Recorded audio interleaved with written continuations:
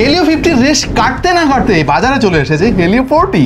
মাত্র 14,000 টাকার এই ফোনের ডিজাইনে এবার বেশ খানিকটা পরিবর্তন করা হয়েছে। আছে হেলিও 85 এর মতো পরীক্ষিত চিপসেট, সাথে 6 অথবা 8 জিবি র্যাম এবং 128 জিবি ইন্টারনাল মেমোরি। সারপ্রাইজ হিসেবে রয়েছে অ্যান্ড্রয়েড 14, রয়েছে ডুয়াল স্টেরিও স্পিকার, আরও রয়েছে সেকেন্ডারি নয়েজ ক্যান্সেলিং মাইক্রোফোন এবং 108 মেগাপিক্সেলের মেইন ক্যামেরা। স্পেক দেখে তো বেশ ভালোই মনে হচ্ছে, কিন্তু আমাদের এক্সপেরিয়েন্স করতে হবে না আসলে এই ফোনের পারফরমেন্স কেমন। চলুন দেখে আসি। আপনারা দেখছেন আপনাদের ভালোবাসার channel take to the point, সঙ্গে থাকবো আমি ওয়াহিদ। Let's get started.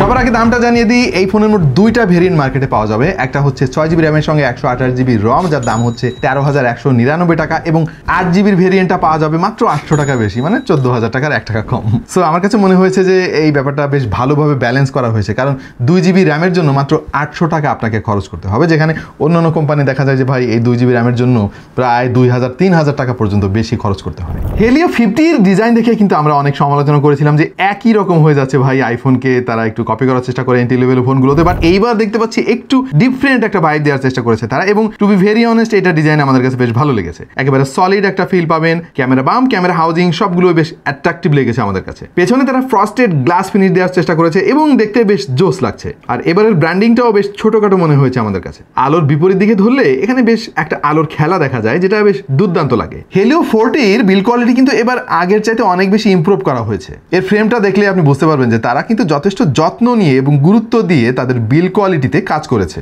বাটনগুলো যথেষ্ট ক্লিকি এবং আপনাকে ট্যাকটাইল একটা ফিল দেবে। রয়েছে সেকেন্ডারি নয়েজ ক্যান্সেলিং মাইক্রোফোন, এই দামের অন্যান্য ফোনকে কিন্তু হেলিও 40 লজ্জায় ফেলে দিবে। আরও রয়েছে ডুয়াল স্টেরিও স্পিকারের জন্য ডেডিকেটেড লাউড স্পিকার গ্রিল। তবে যে জিনিসটা আপনার একটু চোখে লাগতে পারে সেটা হলো এর বেজেল। ফোনের দাম কম ঠিক আছে, তারপরেও আমার মনে হয় যে বেজেলটা আর একটু ন্যারো করা গেলে ফোনটা দেখতে আরো অনেক সুন্দর লাগতো। বিশেষ করে বটম বেজেলটা একটু বেশি মনে হয়েছে আমার কাছে। তবে ওয়েট ডিস্ট্রিবিউশনটা আমার কাছে ব্যালেন্সড মনে হয় নাই, ওপরের দিকের ওজন একটু বেশি মনে হলো। সেই সাথে ফোনটা একটু বাল্কি ফিল দিতে পারে আপনাকে, কারণ যথেষ্ট মোটা সোটা এবং ওজনও 200 গ্রামের কাছাকাছি। এনিওয়ে, আপনাদের মধ্যে অনেকেই বড় ডিসপ্লে পছন্দ করেন মাল্টিমিডিয়া এক্সপিরিয়েন্স বেটার পাওয়ার জন্য, তাদের জন্য এই সাইজের ফোনটা কিন্তু আদর্শ একটা চয়েস হতে পারে। এবং এখানে তারা 6.67 ইঞ্চির একটা HD+ রেজুলেশনের ডিসপ্লে ব্যবহার করেছে, যার রিফ্রেশ রেট হচ্ছে 90 হার্জ। ডিসপ্লেটা যথেষ্ট কালারফুল এবং ভিভিড পেয়েছি আমরা। ব্রাইটনেস নিয়ে একটু ইস্যু আছে, ব্রাইটনেস ইনডোর কন্ডিশনে ঠিকঠাক থাকলেও আউটডোরে আপনাকে একটু প্যারা খাইতে হতে পারে। এই ডিসপ্লে টাচ রেসপন্সিভনেস আমাদের কাছে ঠিকঠাক মনে হয়েছে।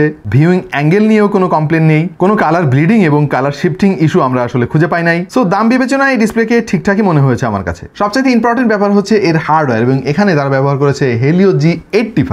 ওয়েল, হেলিও G85 বেশ পুরাতন একটা প্রসেসর, মানে 4-5 বছর আগে থেকে আমরা এই প্রসেসরটা দেখে আসতেছি। তবে যেহেতু 2024 সালে আমরা অবস্থান করছি, তাও প্রায় যায় অবস্থা, জুলাই মাস চলে আসলো বলতে গেলে। সো আমরা একটু নতুন প্রসেসর দেখতে যাচ্ছি মোবাইল কোম্পানিগুলোর কাছ থেকে, যেমন হেলিও G91 যদি তারা ব্যবহার করতো তাহলে আমার মনে হয় আরো ভালো হতো। এনিওয়ে, র্যাম আর রমের দুইটা ভেরিয়েন্ট আপনারা পেয়ে যাবেন, সেটা তো শুরুতেই আলাপ করলাম।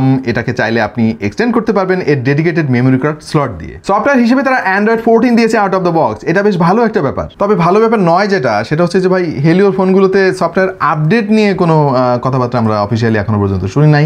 আশা করছি তারা এটা নিয়ে কাজ করবে এবং নিয়মিত যেন ফোনে আপডেট আসে সেটা তারা নিশ্চিত করবে। ইউআইটা নিয়ে আসলে স্পেশালি তেমন কিছু বলার নাই, একেবারে সিম্পল, একটু লাইট ওয়েট মনে হলো আমাদের কাছে। এটাকে আসলে আর একটু ইমপ্রুভ করার প্রচুর সুযোগ রয়েছে। আর ফোনের পারফরমেন্স নিয়ে যদি কথা বলি, দিস ইজ ওকে, মানে অনেক বেশি এক্সট্রাঅর্ডিনারি তেমন কিছু আমরা খেয়াল করি নাই, বাট আপনি ডে টু ডে ইউসেজের যে সমস্ত কাজ সবসময় করে থাকেন সেই সমস্ত কাজ করতে আপনাকে খুব বেশি প্যারা খাইতে হবে না। 8 জিবি ভেরিয়েন্টটা যদি আপনি নেন তাহলে মাল্টিটাস্কিং করে বেশ আরাম পাবেন।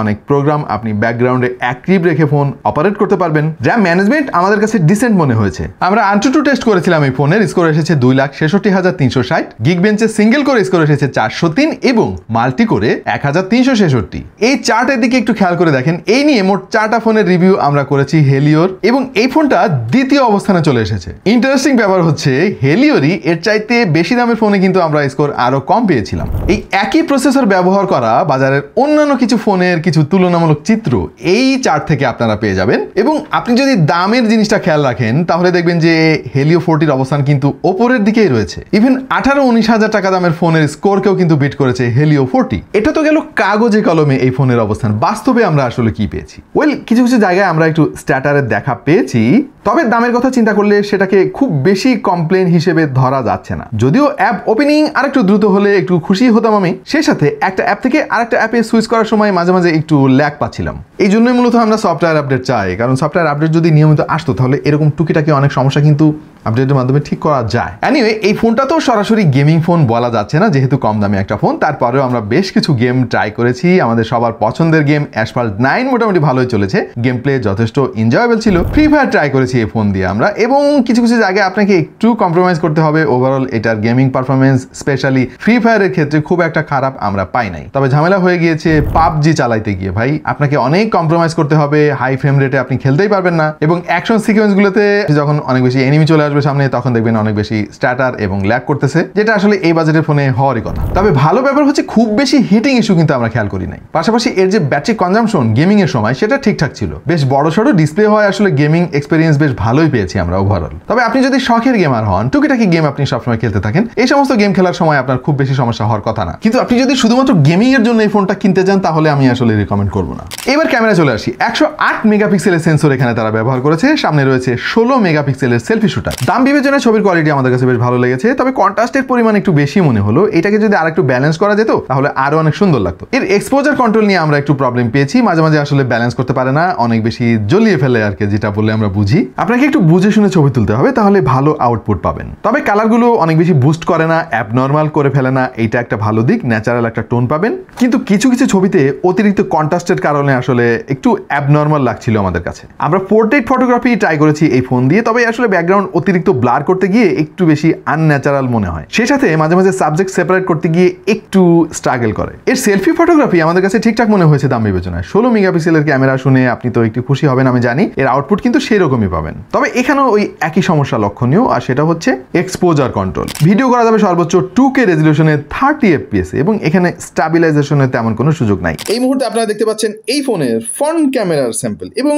এটা মোটামুটি ঠিকঠাক আছে। তবে ওই যে একটু অতিরিক্ত ক্রপ হয়ে গিয়েছে, এবং এখানেও আসলে এক্সপোজার কন্ট্রোল নিয়ে একটু গন্ডগোল আমি খেয়াল করছি। সামনে একটা এলইডি লাইট আছে, যেটা ব্রাইটনেস অনেক কম, কিন্তু এই ফোনটা আসলে লাইটটাকে খুব ভালো মতো ব্যালেন্স করতে পারতেছে না। আর এই মুহূর্তে যে আওয়াজ আপনারা শুনতে পাচ্ছেন সেটা সরাসরি এই ফোন থেকেই রেকর্ড করা। 5000 mAh এর ব্যাটারি তারা এখানে ব্যবহার করেছে, যেটা একটা স্ট্যান্ডার্ড এখন, এবং রয়েছে 18 ওয়াটের ফাস্ট চার্জার সাথে দিয়েই দিয়েছে তারা। ফিঙ্গারপ্রিন্ট সেন্সর ঠিকঠাক মতো কাজ করেছে, তবে এটার স্পিকার নিয়ে আসলে খুব বেশি খুশি আমি হতে পারি নাই। যদিও স্টেরিও স্পিকার তারা ব্যবহার করেছে, তারপরেও আমার কাছে মনে হয়েছে এটার কোয়ালিটি আরেকটু ইমপ্রুভ করা উচিত ছিল। প্রায় শেষ পর্যায়ে আমরা চলে এসেছি আজকের রিভিউর। তো ফাইনালি আমরা আসলে কি বুঝলাম এই ফোনের কাছ থেকে, যারা চমৎকার ডিজাইনের একটা ফোন চান এবং একটা অল ইন অল প্যাকেজ চান, তাদের জন্য এই ফোনটা। গেমিং এর জন্য নেওয়ার দরকার নেই, আপনি মাঝে মাঝে গেমিং করলেন, মাঝে মাঝে ছবি তুললেন, ডে টু ডে লাইফের একটা ফোন দরকার যেটা আসলে রিলায়েবল, তাহলে এই ফোনটা আপনার জন্য ঠিক আছে। এবং আপনার বাজেট যদি আর একটু বেশি থাকে, তাহলে আমি রিকমেন্ড করবো Helio 50 নেওয়ার জন্য, কারণ সেখানে ফুল এইচডি ডিসপ্লে তারা ব্যবহার করেছে এবং পারফরমেন্সও আর একটু বেটার। আমাদের ফেসবুক পেজ ফলো করতে পারেন, আমাকে ফেসবুকে ফলো করতে চাইলে ডিসক্রিপশনে লিঙ্ক দেওয়া আছে। এই তো, দেখা হয়ে যাবে অন্য কোনো ভিডিওতে ভিন্ন কোনো বিষয় নেই। সেই পর্যন্ত সবাই ভালো থাকুন, সুস্থ থাকুন, আর দেখতে থাকুন টেক টু দ্য পয়েন্ট।